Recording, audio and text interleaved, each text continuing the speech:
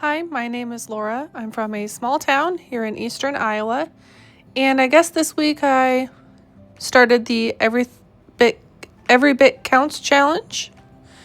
And this is hosted by Jessica at Three Rivers Homestead. Basically, you just preserve something every day. And at the end of the month, it amounts to a lot of food being preserved. I don't know that I'll be able to do it every day. My schedule probably won't allow it, but I'm going to bring you along and show you everything I preserve that week, and we'll see how we go.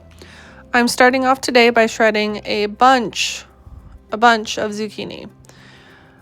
These were, I think I had 22 of them, and I saved 8 to use for like grilling. So I'm just using my KitchenAid attachment and shredding it up, and I'm actually freeze drying these this time.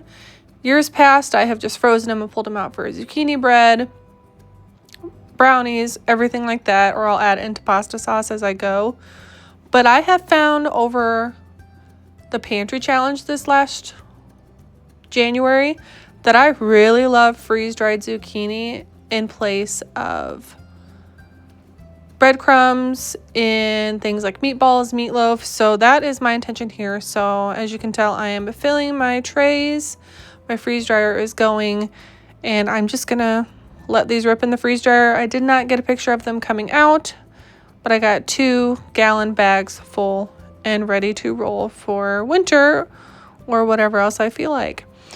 When I do cook zucchini on the grill, I do olive oil and I put this like garlic and herb seasoning that I get from the Amish on it, and it is probably the best in the entire world.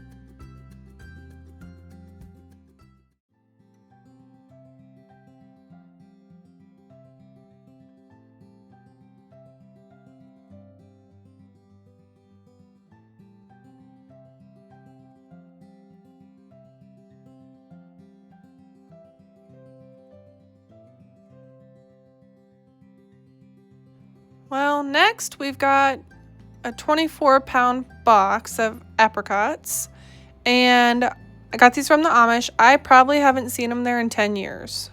So I was super excited and knew these were not going to be staying at the store. So I'm just going to take some time and have them and pull the pit out. I did find a couple that the pits had broken open and the seed was exposed. So I'm going to try and grow some. So now they're in my freezer because they have to, get real cold for 12 weeks. So I'm excited to start those this spring and just see what happens.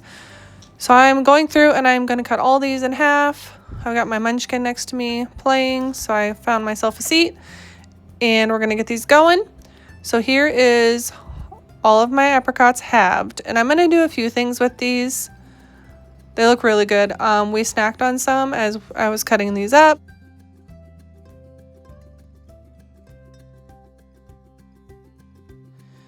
So the first thing I'm going to do is I'm going to dehydrate some. I didn't really feel like getting out my dehydrators, so I'm using my oven, and it worked really well. It was like on 170 for, I think, a total of like 24 hours. So those will be good just to grab and go and not have to worry about, being exposed to the air as you would freeze dried. And we, of course, had to taste it. And it tasted really good too. Next time, I think I will soak them in lemon juice before I dehydrate them. Might help keep some of that color, but it tasted good regardless. So I'm just going to store these in a mason jar in my pantry, and maybe we'll add them to lunch boxes or whatever once school starts. So it was getting kind of late. I had some other stuff I had to do tonight, so I just put the rest in a couple bags. So the following day, I am making some silky apricot butter out of my ball book. And I wanted to do as much as I possibly could. So I'm going to weigh out and see how many times I can times this recipe. The recipe says you have to do it on the stove top, but I don't have time for that. So I am doing it in my crock pot, and I had enough room that I could triple the recipe. So I have 6 pounds of apricots in there, and I'm just following the recipe and adding water, sugar, and lemon juice as my recipe calls.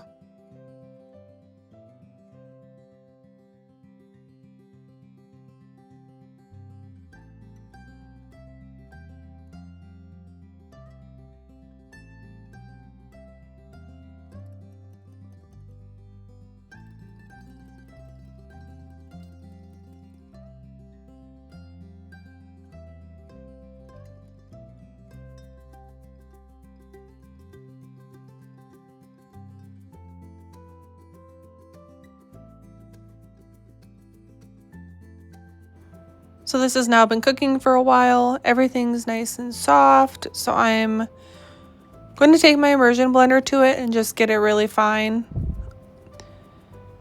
There ends up still being a couple clumps, but it's not a huge deal. And then I'm just going to let this roll. And I think it took maybe a day and a half until I could get it reduced down to the right thickness.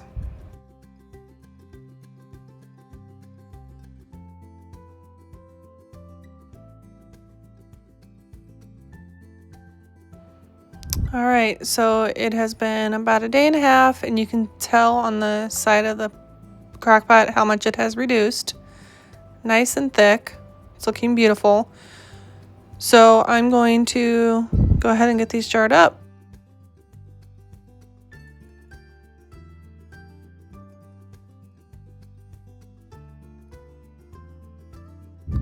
All right, so today I am using these smaller jars. They're 8 ounce, so a half pint, and I actually got them from the Amish. So they're a different shape. I had to use my smaller mouthed funnel, which is why I'm making such a mess. I never have to use this one, but I want to get these jars put to use. They come, you can see in that bowl, there's the white lids. Those are a single piece lid. So I have them sitting in some really, really hot water so that the gasket can start to get loosened to help ensure a really nice seal. So I'm just going to go through and get all these filled, and I will clean up my mess afterwards. I just want to get all these jars going. I also have my electric canner going on the counter, and because this is not super hot and boiling, I don't want my water over there to be super hot and boiling, so it is just warm. It's about the same temperature as this apricot butter. So that's rolling, and I'm just gonna get my jars filled.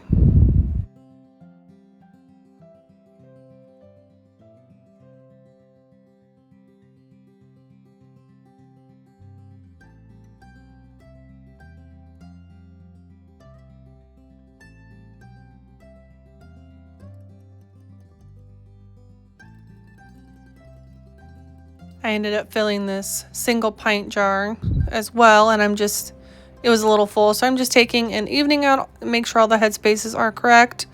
I just put some white vinegar on this rag here, and I'm wiping the rim so that all the lids hopefully will have a good seal. Cleaning up my mess, and here I am putting those white single piece lids on, just fingertip tight. I'm not really cranking it. And then I will put just a normal lid on my pint. And then I need to clean the outside of my jars because some of them got really bad. So I'm just going to give everything a quick wipe down and we'll head over to the canner. So I'm gonna put some white vinegar in to help reduce some of the buildup from any sort of hard water on the outside of my jars. Put all these in here, fit as many as I can.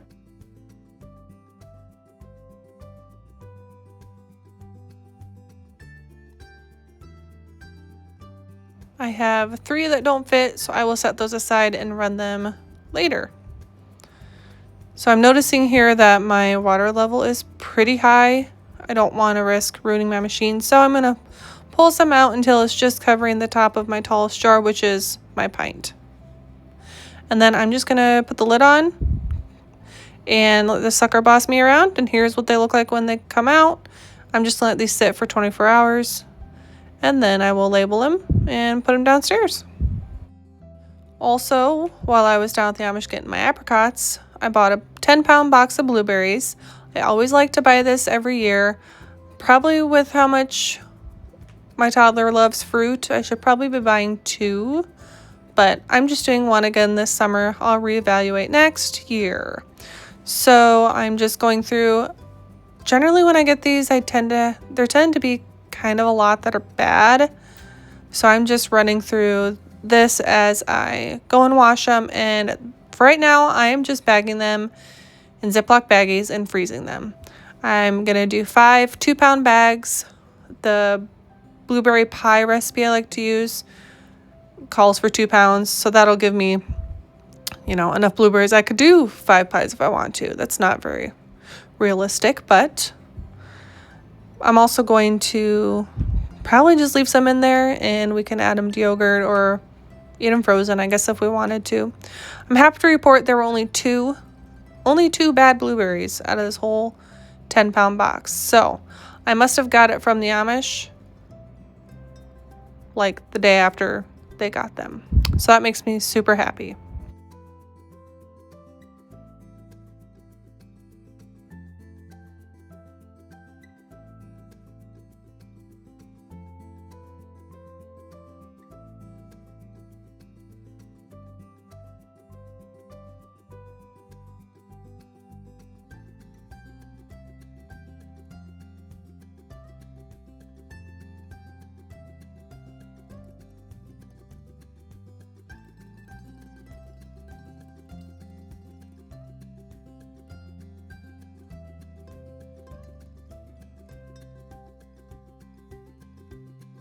I am going to freeze these flat just so the blueberries are easier to break apart if I drop it on the counter or whatever.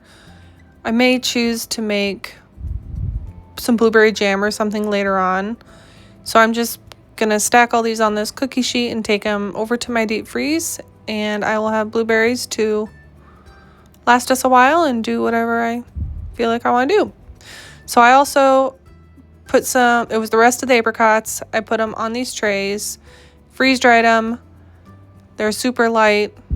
I should have put a little bit more lemon juice on them, but they turned out great. I've got quite a few bags here to go downstairs. And it looks like 5 bags. Yes, 5 bags. And then I did put 6 bags. Some in a little jar to keep up here. We can have some fun with that. And to continue with the madness, went down to the garden, had an Anaheim pepper, so I pulled it, and then all my herbs. My basil's done, but I have chives, parsley, and French tarragon. So I'm just going to do it real simple. I went ahead and gave everything a really good wash. It had just rained, so everything was covered in dirt. My chives, I'm just going to leave them in this mug here in the fridge, and we'll do something else with it later. And then I ran outside and got some of my apple mint from my back patio and gave it a good haircut. It doesn't take very long to grow. So I gave it a haircut, got a nice little colander full. Bandit was helping me today. Went ahead and gave it a wash, and I let it air dry for a little bit, and then I'm going to use these little tray basket things, and I'm just going to air dry all my herbs this time. I have freeze dried some, but my freeze dryer is extra busy right now and the air is not. So I've got all my stems off my parsley, got those in one. Just stacking my apple mint on a tray because I'll just crush that down for tea. And I'm doing my tarragon 2 ways. The first one, I went ahead and took the leaves off while it was still fresh. And I want to try some where I take the leaves off after it's dried, just to see if I have a preference either way. So that's what I'm doing with that. That's all I've got this week. We'll see what happens next week. Thanks for watching.